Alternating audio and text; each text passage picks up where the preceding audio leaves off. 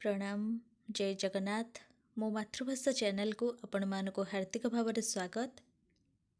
तो आज आम कवि सूर्य बलदेव रथंकर जगन्नाथ जनान संपर्क में संक्षिप्त प्रश्नोत्तर आलोचना करवा जहाँकि आमर +3 6th semester DSC paper Odia पद्य साहित्यर प्रथम एकक रही।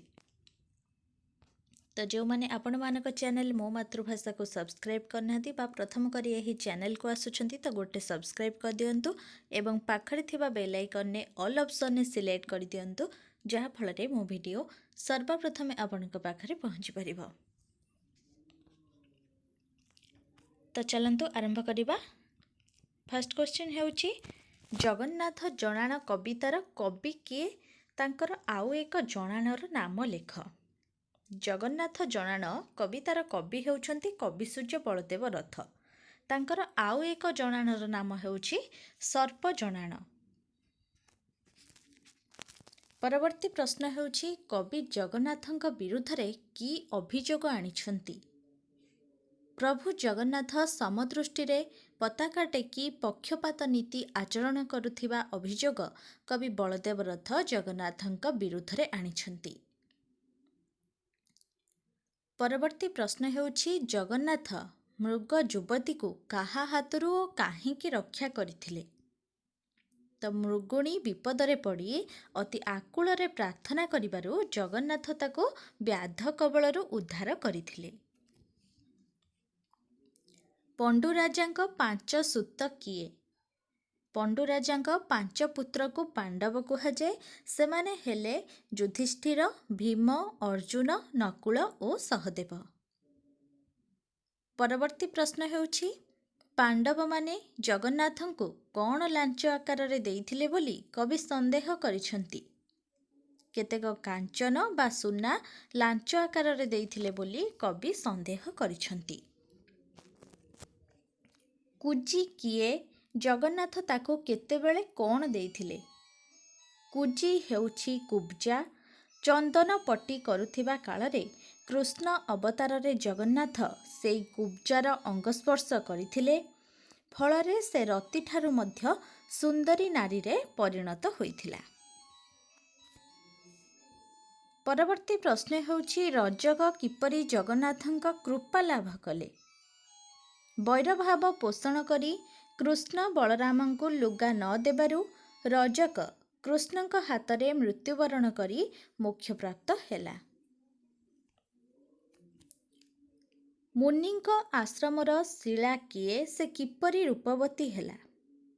मुनिଙ୍କ आश्रमर शिला हेउछि अहल्या। स्वामी गौतमଙ୍କ अभिशापरे से आश्रम शिला पाल्टी थिला। तो राम अवतार रे भगवानଙ୍କ पाद स्पर्श लाभ करी से पुणी पूर्व रूप फेरी पाइले। परवर्ती प्रश्न हेउछि सुदामा ब्राह्मण किपरि विभु कृपा लाभ कला।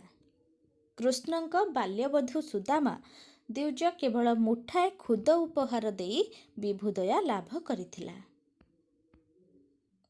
निज पुत्र नाम डाकी किए मुक्ति पाइथिले। अजाम्बिल विप्र जीवन सारा नाना पाप कर्म रे लिप्त रहिथिले मध्य मृत्यु काल रे निज पुत्र नारायणर नाम धरी मुक्ति पाइथिले।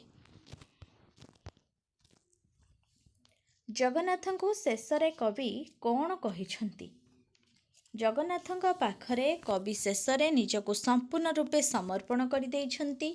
से प्रभुଙ୍କ इच्छा द्वारा परिचालित तांकर निजस्व किछि नाही। सेही प्रभु तांको रखिले रखिबे मारिले मारिबे। परवर्ती प्रश्न हेउछि प्रह्लाद जगन्नाथଙ୍କର केउ अवतारर भक्त ओ से किपरि आह्लादित हेला। प्रह्लाद जगन्नाथଙ୍କର नरसिंह अवतारर भक्त। तारे पिता हिरण्यकश्यप को बध करी भगवान ताको आह्लाद करिथिले। परवर्ती प्रश्न हेउछि अंध जगन्नाथଙ୍କୁ केतेबेले नेत्रदान करिथिले। गोपरे बाल्यलीला करुथिबा समयरे कृष्णावतारे तांकर बंधु गोपबालकर पिता चक्षुरे करस्पर्श करी नेत्रदान करिथिले। नलकुबेर प्रसंग कौन से माने किपरि मुक्ति पाइले। କୁବେର ପୁତ୍ର ନଳ କୁବେର ଓ ମଣିଗ୍ରୀବ ଶିବଙ୍କୁ ତପସ୍ୟାରେ ସନ୍ତୁଷ୍ଟ କରି ଅପ୍ସରାମାନଙ୍କୁ ରମଣ କରିବାକୁ ଅନୁମତି ପ୍ରାପ୍ତ ହେଲେ।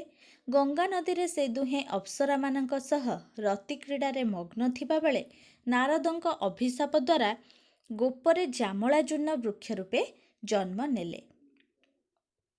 ମାତା ଯଶୋଦା କ୍ରୋଧ ପ୍ରକାଶ କରି କୃଷ୍ଣଙ୍କୁ ଏହି ଜାମଳାଜୁର୍ଣ୍ଣ ବୃକ୍ଷରେ ବାନ୍ଧି ଦେବାରୁ କୃଷ୍ଣଙ୍କ ଆଘାତରେ ଗଛ ଭାଙ୍ଗିଗଲା ଓ କୁବେର ପୁତ୍ରଦ୍ୱୟ ମୁକ୍ତି ଲାଭ କରିଥିଲେ।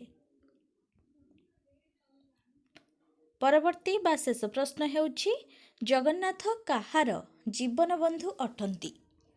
ଜଗନ୍ନାଥ କ୍ଷୀର ସମୁଦ୍ରର ଜେମା ଲକ୍ଷ୍ମୀଙ୍କର ଜୀବନ ବନ୍ଧୁ ଅଟନ୍ତି। ତ ଏହା ଥିଲା ଆଜିର ଜଗନ୍ନାଥ ଜଣାଣ ସମ୍ପର୍କରେ ସଂକ୍ଷିପ୍ତ ପ୍ରଶ୍ନୋତ୍ତର ଆଲୋଚନା। ପରବର୍ତ୍ତୀ ସମୟରେ ଆମେ ଏହାର ଦୀର୍ଘ ପ୍ରଶ୍ନୋତ୍ତର ଆଲୋଚନା କରିବା। ତ ଭିଡ଼ିଓ ଭଲ ଲାଗିଥିଲେ ଲାଇକ୍ କରିବାକୁ ଆଦୌ ଭୁଲିବେନି ଏବଂ ସାଙ୍ଗମାନଙ୍କୁ ସେୟାର କରିଦେବେ, ଯାହାଫଳରେ ସେମାନେ ମଧ୍ୟ ଉପକୃତ ହୋଇପାରିବେ। ତ ରହୁଛି, ସମସ୍ତେ ଭଲରେ ରୁହନ୍ତୁ, ଖୁସିରେ ରୁହନ୍ତୁ। ଧନ୍ୟବାଦ।